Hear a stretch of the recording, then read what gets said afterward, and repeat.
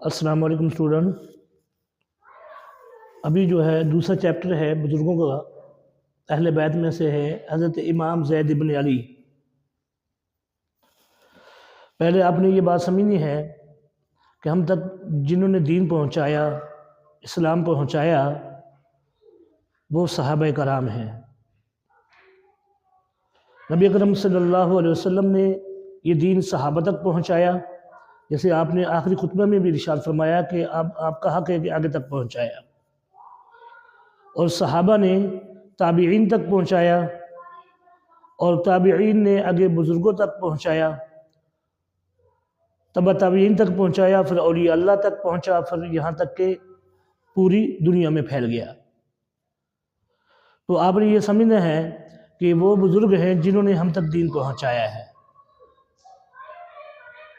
اور یہاں پر جو ہے یہ چیپٹر ہے 2 زید بن علی۔ آپ نے اس کو یہ جو دو چیپٹر ہیں امام زین العابدین اور زید بن علی، یہ چیپٹر اکثر بیشتر پہلے بھی آ چکے ہیں، اس لیے آپ نے ان کو اچھی طرح سمجھنا ہے۔ یہاں پر ہم نے صرف سوالات دیے ہیں، جوابات آپ نے خود یاد کرنے ہیں، کیونکہ یہ یاد کرنے سے تعلق رکھتے ہیں۔ جب تک آپ ان کو یاد نہیں کریں گے یہ یاد نہیں ہوں گے آپ کو، چونکہ یہ دوسری اسلامیات کے اندر دوسرے چیپٹروں سے زیادہ یہ تھوڑا سا مشکل ہوتے ہیں، اس لیے آپ نے ان کو یاد کرنا ہے۔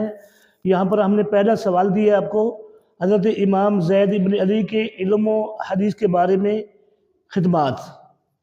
یہ آپ نے یاد کرنا ہے کہ آپ نے جو ہے علم کیسے پھیلایا اور حدیث کے بارے میں کیا خدمات سر انجام دی، آپ نے یہ سوال آپ نے یاد کرنا ہے۔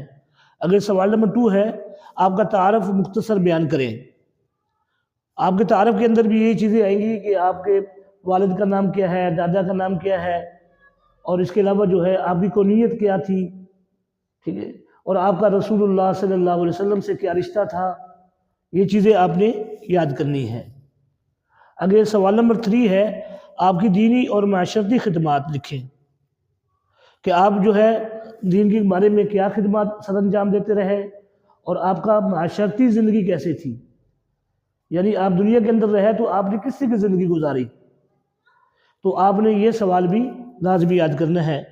اگر سوال نمبر 4 ہے، آپ نے اپنے آباء و اجداد کے طریقے پر عمل کر کے کس طرح جبر کا مقابلہ کیا، یعنی آپ کے آباء و اجداد جو تھے، یعنی آپ صلی اللہ علیہ وسلم بھی اس میں آتے ہیں، صحابہ کرام بھی آتے ہیں، حضرت امام حسن حسین یہ سارے آتے ہیں، اہل بیت آتے ہیں۔ تو اہل بیت جو ہے وہ کس طرح کے دین پر عمل کرتے رہے اور کس طرح کی انہوں نے اپنی معاشرتی زندگی گزاری، تو یہ سوال اسی کے بارے میں ہے، آپ نے ان کو اچھی طرح یاد کرنا ہے۔ اگر تفصیلی سوال ہے، یہ آپ نے لازمی یاد کرنا ہے۔ جہاں پر بھی یہ بزرگوں کے اندر جو ہے تفصیلی سوالات آ رہے ہیں، یہ آپ نے نہیں چھوڑنا، کیونکہ یہ لانگ بن کے آئے گا وہاں پہ۔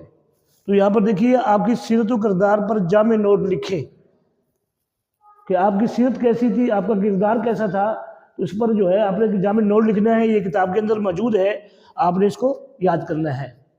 آگے چلے جائیں، درست جواب کا انتخاب کریں۔ یہ جو ہوتی ہے معروضی ہوتی ہے، یہ بھی بہت اہم ہوتی ہے، اس لیے آپ نے معروضی کو نہیں چھوڑنا۔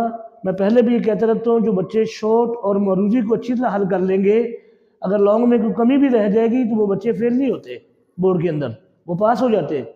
اکثر بچے وہی فیل ہوتے ہیں جو ان چیزوں کو چھوڑ دیتے ہیں، اس لیے آپ نے ان کو نہیں چھوڑنا۔ پہلا سوال ہے، حضرت زید بن علی کا لقب کیا ہے، تو جواب آئے گا حلیف القرآن، یہ اس کا لقب ہے، یہ جواب صحیح ہے یہ تینوں میں سے۔ اگر سوال نمبر 2 ہے، آپ سے منسوب فقہ ہے فقہ زیدیہ، یہ آپ نے جواب یاد کرنا ہے۔ یہ اچھی طریقے سے جو ہے یہ سوال جتنے بھی دیے گئے ہیں، یہ سوال آپ نے ان کے جواب ڈھونڈیں اور ان کو یاد کریں۔ السلام علیکم۔